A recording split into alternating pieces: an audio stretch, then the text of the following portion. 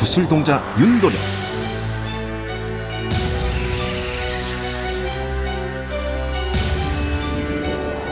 한시연,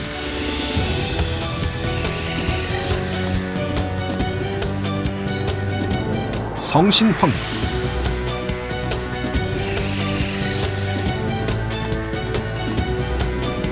글문도사 김문정. 이들의 불꽃 튀는 영적 전쟁이 지금 시작됩니다. 현대 과학으로 밝혀내지 못하는 미스터리한 이야기. 당신의 고정관념과 편견을 깨트리는 시간. 미스테리 서클 지금 시작합니다. 와. 2024년 미스테리 서클의 새 소식을 전해드립니다. 미스테리 서클의 든든한 기둥이었던 우리 한시연 선생님 다시 컴백하신 것을 환영합니다.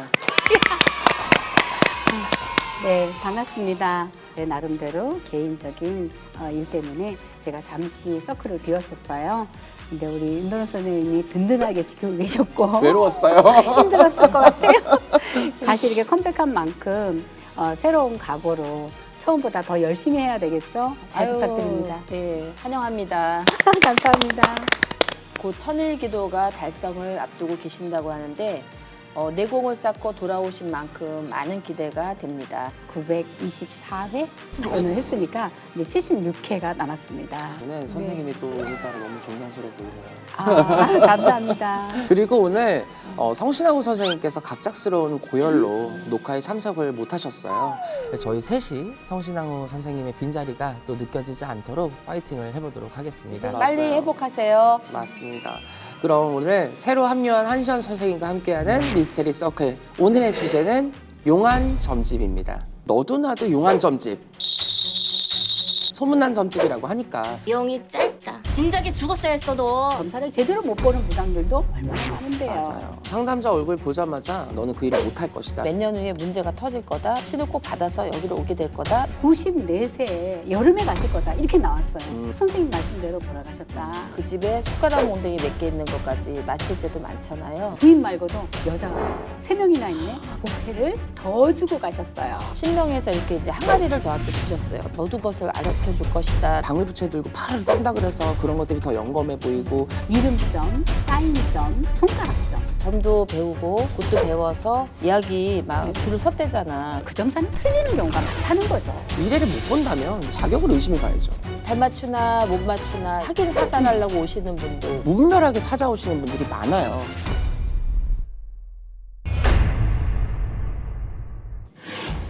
(2024년) 갑진년이 시작되면서 가장 바쁜 사람들이 바로 저희 무당들 아닐까 싶은데요. 유튜브나 SNS에 무당을 검색하는 양도 많아졌는데 가장 많이 찾는 키워드가 바로 용한 무당, 용한 점집인 것 같아요. 그런데 요즘에는 사실 너도 나도 용한 점집, 소문난 점집이라고 하니까 도대체 누굴 찾아가야 하는지 구분이 안 될 것 같아요. 아우 저희 찾아오면 되지 뭐 그렇게 어렵게 생각하시는 맞아. 건지. 정답이네요. 네, 그래서 오늘 제 미스터리 서클 방송을 보신 분들만큼은 이런 게 바로 용한 무당이다라는 거를 알려드리고 싶은데 점 쇼핑하고 굿 쇼핑하지 마시고 저희들을 찾으시면 되겠습니다. 우선 용한 점집이라고 하면 딱 떠오르는 게 바로 용한 점사 실력 아닐까요? 그쵸? 특히 무당이라면 이 상담자가 왜 왔는지 먼저 물어보거나 계속 답변을 유도하는 길고 늘어지는 점사가 아니라 짧은 점사 한마디에도 사실은 팩트가 담겨져 있어야 된다고 그럼요. 저는 생각을 하거든요. 그래서 우리가 점사를 볼 때 흔한 말로 발가 벗긴다, 홀딱 벗긴다 하는 그런 우리가 표현. 좀 잘 벗기죠. 네, 남성분이신데 제가 딱 보고 사업 안에 돈도 많이 버니까 뭐 점사 볼 게 뭐가 있어요. 그러니까 맞대요. 그리고 부인 말고도 여자가 3명이나 있네. 할머니께서 능력자네, 여자 조심하세요 이랬더니 하이파이브 딱 하자는 거야. 맞다고. 어떻게 그렇게 용하게 3명인 것까지 짚어내 주시냐고. 부인과 잠자리 문제까지 짚어줬죠. 잠자리가 안 맞다 보니까 그래서 애인을 한다는 거야. 그래도 여자 조심하세요. 이렇게 하고 속 시원하게 이야기하니까 너무 놀랍다고 복채를 더 주고 가셨어요. 저도 상담자 얼굴 보자마자 운전대가 보인다 했더니 부기장이라고 하더라고요. 그리고 나서 상담자도 아무 말을 안 했는데 내가 너 기장 될 거야 라고 걱정 마야 그랬는데 실제로 이분이 자기가 기장이 될 수 있을지 궁금해서 찾아왔다고 하더라고요. 영검하십니다. 그러니까 제가 무당이긴 하지만 뭐 저 또한 가끔 이런 제 자신을 놀라기도 해요. 저도 매일 그런 제 자신에 놀라는데요. 우리가 뭐 그 사람 집에 뭐가 있는 것도 아니고 뭐를 보여주는 것도 아니고 그런데 그 집에 숟가락 몽댕이 몇 개 있는 것까지 맞힐 때도 많잖아요. 그렇죠. 그러다 보면 어떨 때는 내 자신이 스스로가 대견하기도 하고 또 그렇죠. 소름이 돋기도 맞아요, 하고 놀래요. 저는 그냥 매일 놀래요. 매일 잘 보니까. 이렇게 우리 무당조차 놀라는 용한 점사 능력은 바로 무당이 모신 신명에서 나오는 건데 옛날에는 사실 동자신 하나만 잘 모셔도 돈방석에 앉는다고 할 정도로 신명 한 명의 영검함은 인간 1000명의 영검함을 뛰어넘는다고 했잖아요. 점사는 특정 신명이 아니라 무당의 여러 신명이 보는 것이고 그쵸. 저는 상대방의 천성을 잇는 영점을 보는데 그것 또한 특정 신명의 영향이라고 할 수는 없기 때문에 결론은 무당의 점사 능력은 전안의 신령님들이 또 내담자의 또 조상이나 그쪽도 신명이 높은 사람들이 점사가 잘 나오고 그랬던 경험이 있는 것 같아요. 네. 신명의 능력은 대단한데 무당인 제자가 능력이 없고 배움이 부족하다면 그 능력을 발휘하기 어렵다고 생각해요. 왜냐하면 요즘에는 어제 내리고 오늘서부터 광고 내고 이러시는 분도 맞아, 너무 맞아. 많고 신이 내린다고 하면 슈퍼우먼이 된 것처럼 막 맞아. 우주를 다 얻은 것처럼 하시는 분도 많이 있어서 수련의 관계를 좀 거쳐야지 되고 아니 배움을 좀 받고 하는 것이 가장 또 어떻게 보면은 신에 대한 예의가 아닐까 맞아요. 싶어요. 네, 내담자들이 여기저기 왔다 갔다 하기도 하기 때문에 사실 신의 공수는 몇 마디 안 되는데 맞아요. 그 말을 잘 해석하는 무당의 역할이 중요한 것이잖아요. 그리고 무당이 신명을 많이 모셨다 그래서 무조건 영검하고 뭐 적게 모셨다고 해서 영검하지 않은 건 아니에요. 무당은 사실 죽을 때까지 공부해야 되는 말처럼 사실 관뚜껑에 들어갈 때까지 신이 들어오고 나간다고 하죠. 수양을 해야 또 선생님들 말씀처럼 용한 무당이 된다고 봅니다. 그리고 무당의 점사는 크게 과거 점사와 미래 점사를 나뉘는데요. 상담자 중에는 무당들이 과거는 맞히는데 미래 점사는 틀리는 경우가 많다고 하는데요. 저는 상담자의 유아기 때부터 청년기 그리고 현재 시점까지 2, 3년 사이의 상황은 무당이라면 다 맞춰야 된다고 생각을 하는데 이런 사람들이 있어요. 질문할 거 이만큼 들고 와가지고 탁 앉아가지고 적을 준비 싹 하고 너무 앉으면은 많아요. 관계되는 서류 이만큼 묻고 와가지고 일고적 이토적 자 체크하면서 그 점사 보려고 하는 거예요. 저는 변호사가 아니잖아요. 이긴다 진다 아니면은 뭐 간단한 내용 같은 거는 보실 수 있지만 어떻게 그걸 일거적 일투를 다 봐요. 점사가 그런 것까지 다 내려주면 윤도덕님 여기 왜 있어요 우리? 헐헐 날아다니지.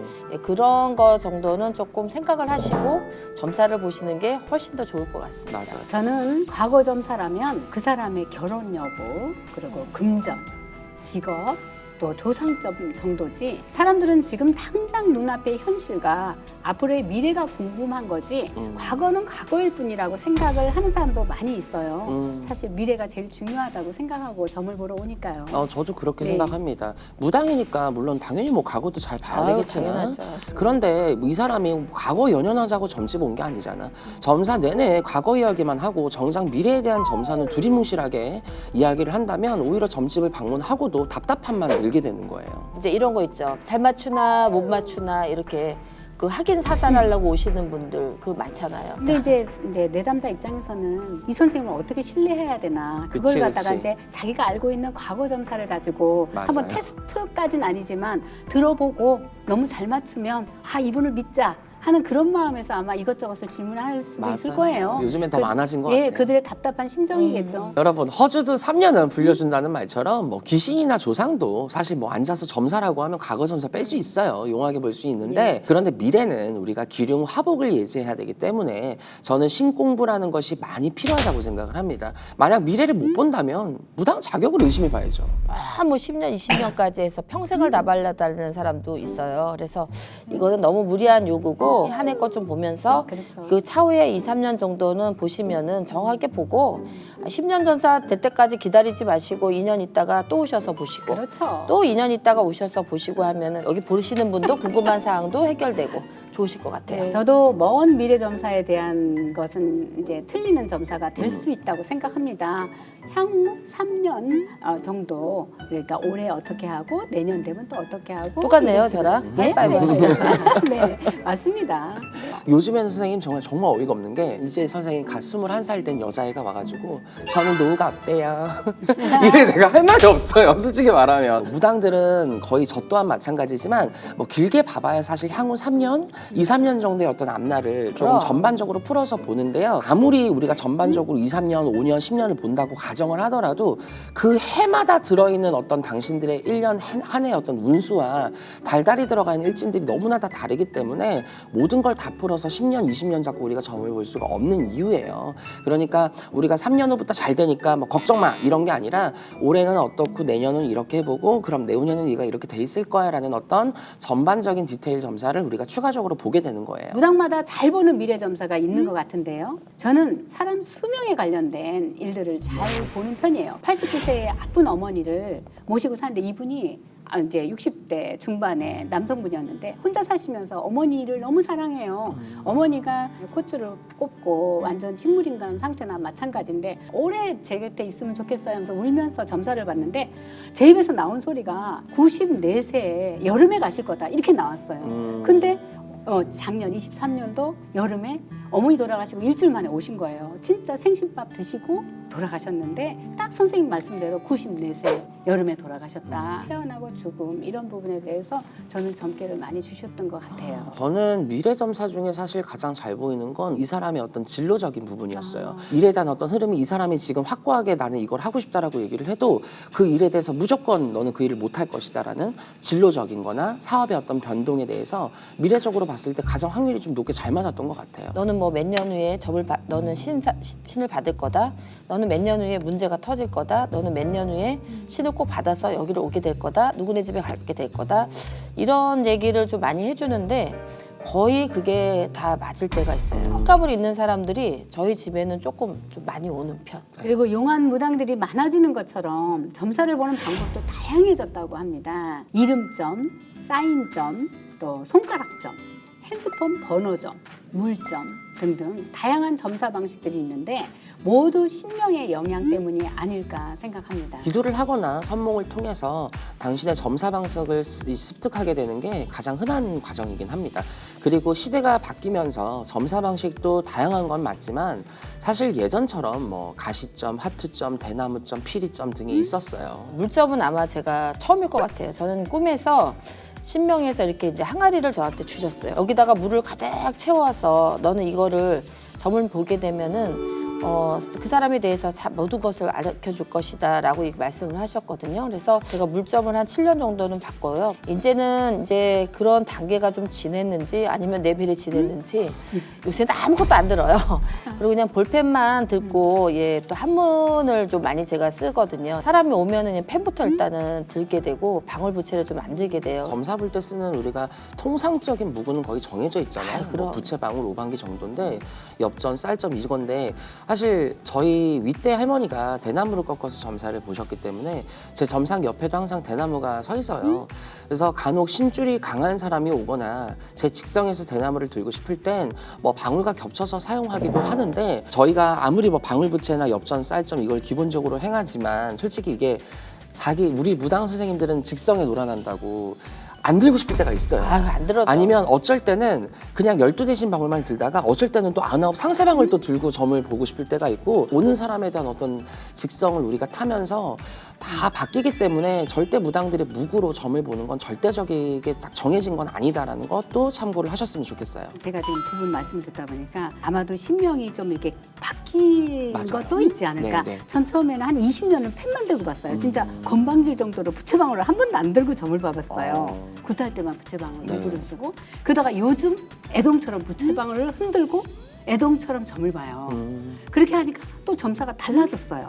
내담자의 그런 직성에 따라서 그쵸. 또 무구도 달라지더라고요. 네. 이게 신명에서 알려주는구나. 지금 맞아요. 20년이 넘어도 이거는 들어라, 이건 들지 마라, 그쵸. 저 사람이 이러하니 이러해라 그렇게 하는 것 같다는 생각이 들어요. 맞습니다. 그리고 또 어쩔 때는 십 받은 지 얼마 안 된 사람이 이제 그 동영상 나와가지고 이렇게 딱 손님 오시면은 방울부채 딱 들고 막 떠니까는 이제 그 떠는 게 영검해 보인다고 막 줄을 섰대잖아. 그럼 또 승질 나잖아.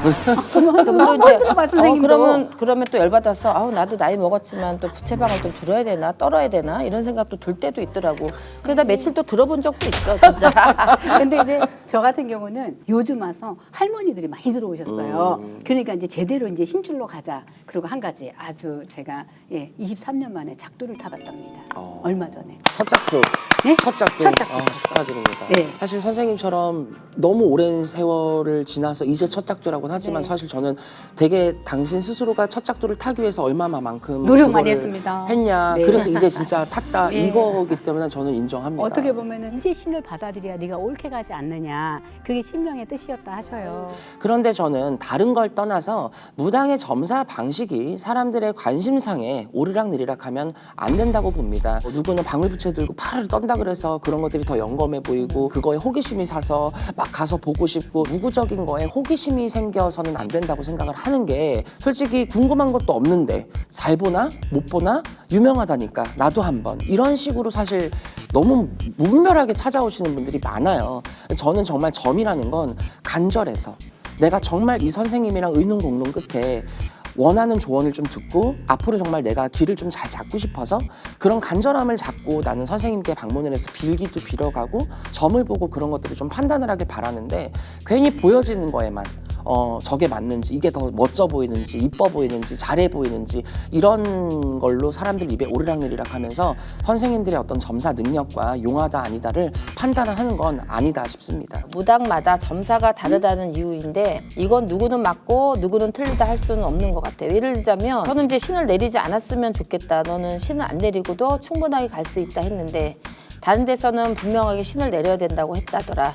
그럼 어떻게 된 거냐? 누구 말을 믿고 어떻게 해야 되냐? 이렇게 말을 할 때가 있거든요. 개인의 소견이죠. 만약에 자기가 내려서 정말 그 자신감이 있어서 이 길을 갈 수 있다 그러면은 한번 해보는 거고 역시 뭐 해봐도 내가 안 될 것 같고 능력이 안 될 것 같고 뭣도 안 될 것 같으면은 못 하는 거예요. 우리가 이제 우리 선생님들이 사실은 저희도 이렇게 방송을 하고 있지만 무분별한 이게 방송 때문에도 벌어지는 현상 아닙니까? 맞아요. 점사라는 것은 어디 가니 이렇더라 어디 가니 이렇게 여러 가지 방법으로 점사가 나왔을 때는 정말 종합병원의 최고의 무당한테 봤느냐 이거에 따라서 판별을 해야 되고 자기 자신의 생각 또 어떤 정신력 그 상태까지도 보고 이야기가 돼야 되지 않겠냐. 결국 무당의 수행 차이에서 비롯된다고 봐요. 네, 그렇죠. 신병에서 신이라는 단어 하나만 알려줘도 이 사람이 무당이라는 건지 신가물이라는 건지 아니면 신벌전이라는 건지 무당이 어떻게 해석을 하냐에 따라서 사실 다른 건데요.